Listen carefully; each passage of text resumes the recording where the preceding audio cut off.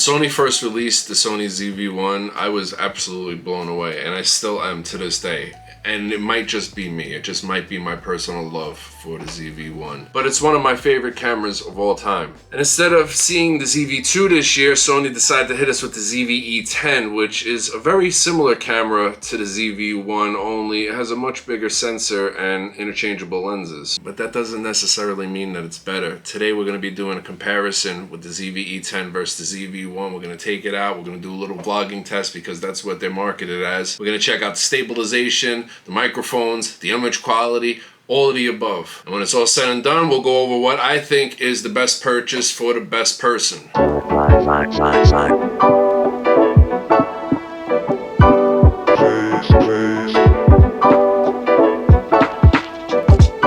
Sorry about the wind, but I decided to go with the onboard wind muffs for both of these cameras. Now the active steady shot on the zv1, from my experience, is superior to any other active steady shot that Sony offers on any other camera. We are on aperture priority on both cameras.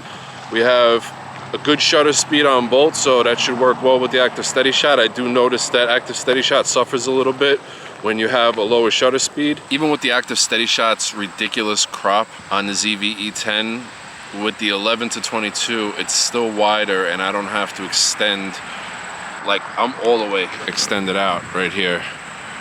And we're getting right around a similar focal length on the zve10 right here.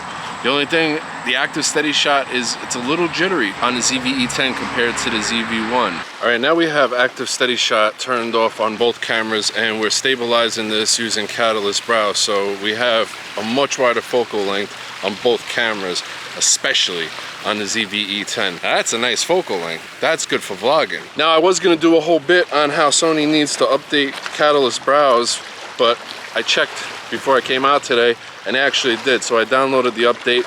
I don't know how well it improves the speed of stabilizing and exporting the clips, but I guess I'll find out. I'll leave it right here.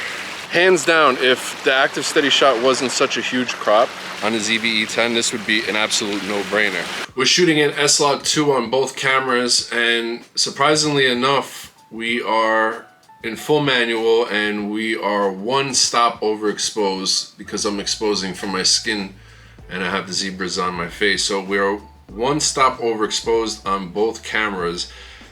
S-Log2 on the zve10's base ISO is 500, which is pretty surprising because on my FX3 it's 640. It starts at 640. But in order to achieve what I think is similar exposure on both cameras, we have ISO 1000 at f1.8 on the zv1, and we have ISO 1250 at f2.8 on the zve10, but the zve10's sensor size is much bigger, so f1.8 is probably a lot closer to f2.8 on the zve10. They're probably a lot more similar than you think. 1.8 isn't 1.8 all around. 1.8 on a 1-inch sensor is not going to look like what 1.8 looks like on a full frame camera or even an APS-C camera. Usually smaller cameras with smaller sensors like this, I don't particularly like to shoot indoors with them.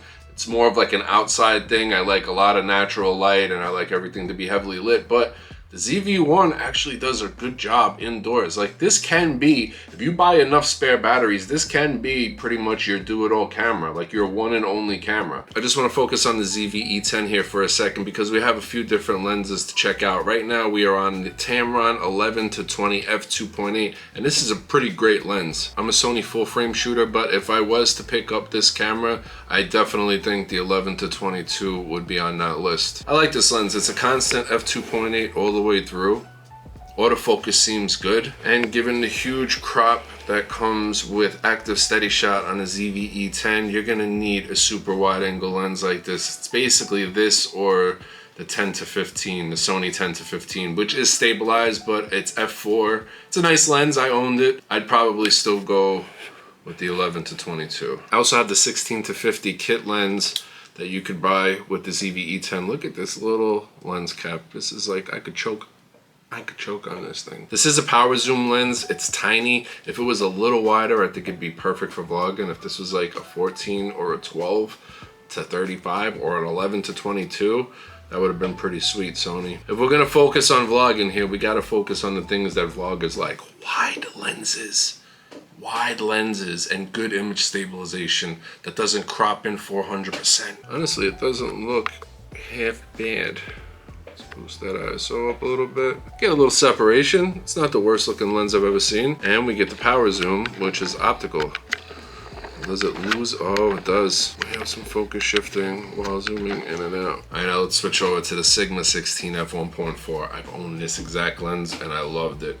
Loved it, and I still do. For me, this lens is a must if you're in the Sony crop sensor system. This is the Sigma 16 f1.4. It's one of the most popular lenses, if not the most popular lens that you can get for the crop sensor lineup. And rightfully so. It's great in low light. You get some nice separation in the background. Image quality looks great. Sigma 16 f1.4 is a must-have. So who is what camera best for?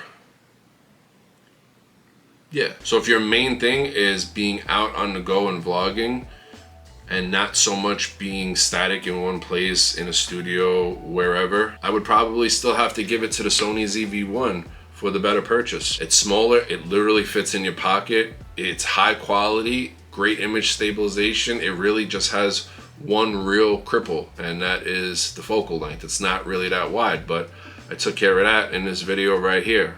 Supercharge that Sony zv1 just with the right accessories. And really that's it. Everything else goes to the zve10. If Sony was to come out with an update that would give us less of a crop 4 active steady shot, then this all around is the superior camera. Thank you to my friends over at B&H Photo for sending over the Sony zve10 and these other lenses. I appreciate you guys highly. I will drop some links down below if you want to check out all of the gear that you saw here from B&H Photo. They have super fast shipping and they are my absolute go-to spot for all camera and camera related gear. Also, thank you guys for picking up a t-shirt and supporting the channel, and there is also a Patreon link down below if you want to show some love. Thumbs up, subscribe, all that good stuff. Yeah!